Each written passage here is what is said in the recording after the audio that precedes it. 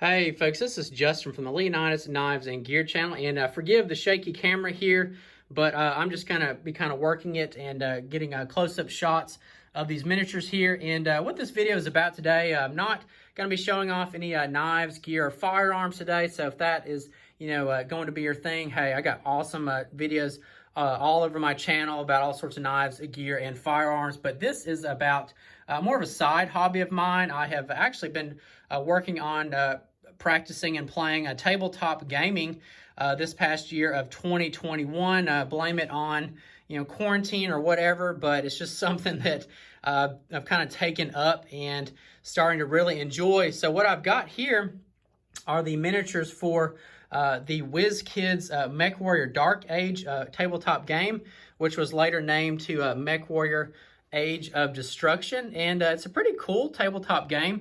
Unfortunately, just didn't really catch on, only lasted maybe about 5 years or so. I think it started somewhere around around 2002, 2003, and unfortunately ended somewhere between 07 and 08. So just a handful of years, but it's really cool because this was sort of the successor game to the Battletech tabletop game, which I'm not familiar with, but the Battletech tabletop game, all the game pieces, they came unpainted, and you did have to put them together before you could play the game. But what's so cool about these Wizkids game pieces is they came all completely put together, painted. There's all sorts of moving parts, really fantastic details on these, and they are set up with the clicks system, which is the black rounded or oval type bases you see, and you do actually use the information on those to play through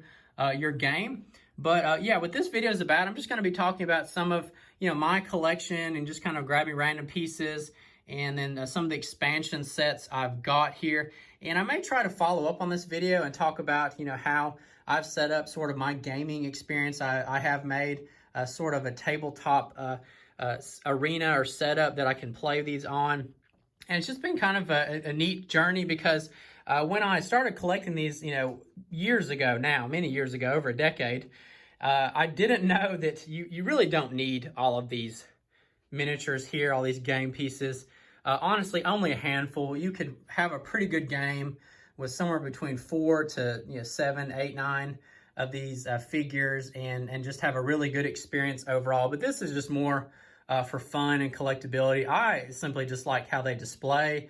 I like the details. They're all very unique, especially if anyone out there, you have played any of the Mechwarrior games, you're definitely going to recognize some of these units, some of these mechs, maybe even some of the vehicles. Wanting to get into this, eBay is a pretty good place just to kind of grab these up. Now, you're going to see various prices for any of these. Some are extremely cheap, and some are, depending on how rare they are collectible. They're pretty pricey, for example. But anyway, I'm going to get started with, they're all divided up in clans and factions and houses. And the first one I've got here is I guess it would be the clan, but these folks are the Spirit Cats.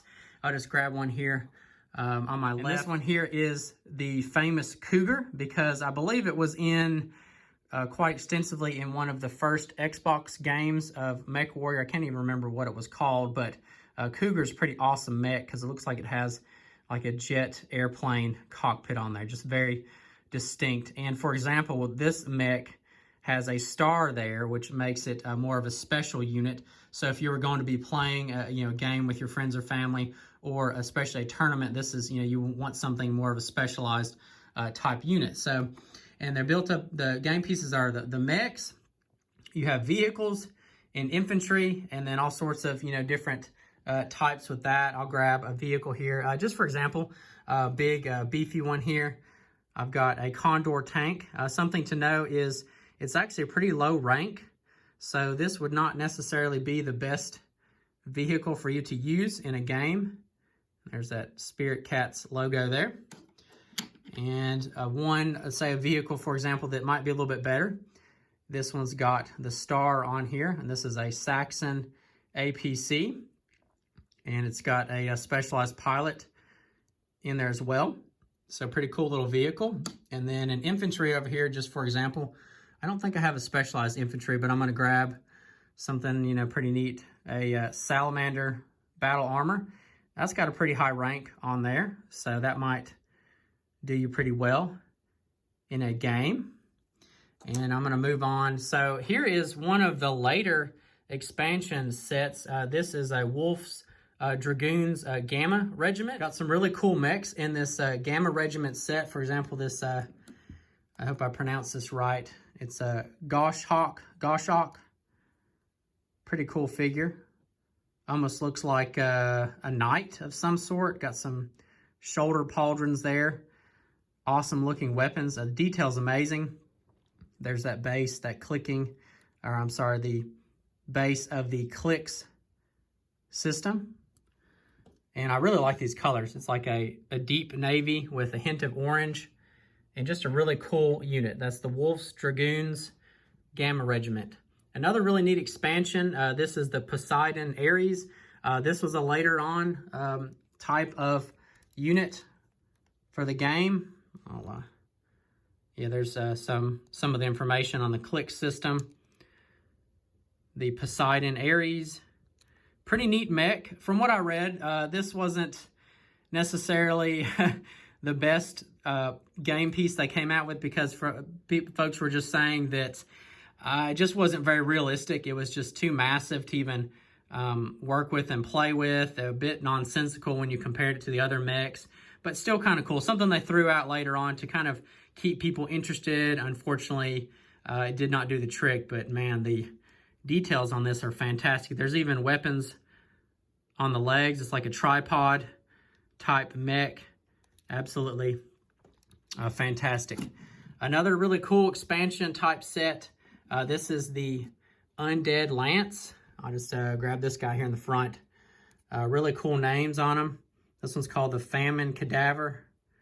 And I love it. The cockpit's got gold glass on there.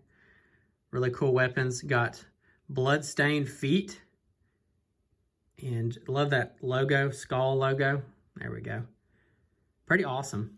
Probably my favorite set that I've got, the Undead Lance. And they all came with pilot cards as well. Just really cool.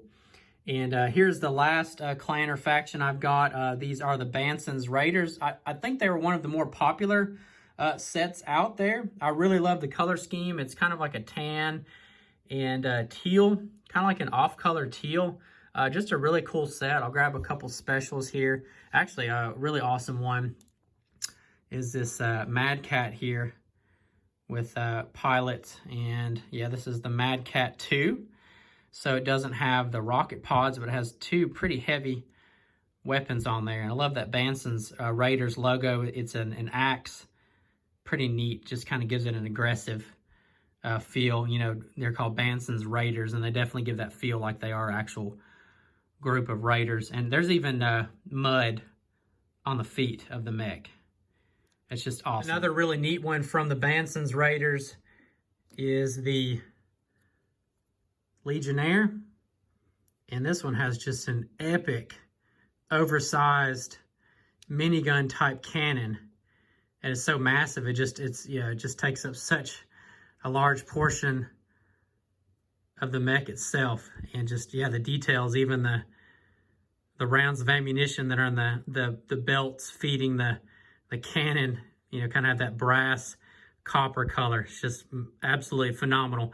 And one thing to keep in mind with all the units here is you're going to see duplicates in other clans or factions. For example, you know, with the Mad Cats, you're going to see different repaints of a Mad Cat. You know, I've got the one here for the Spirit Cats.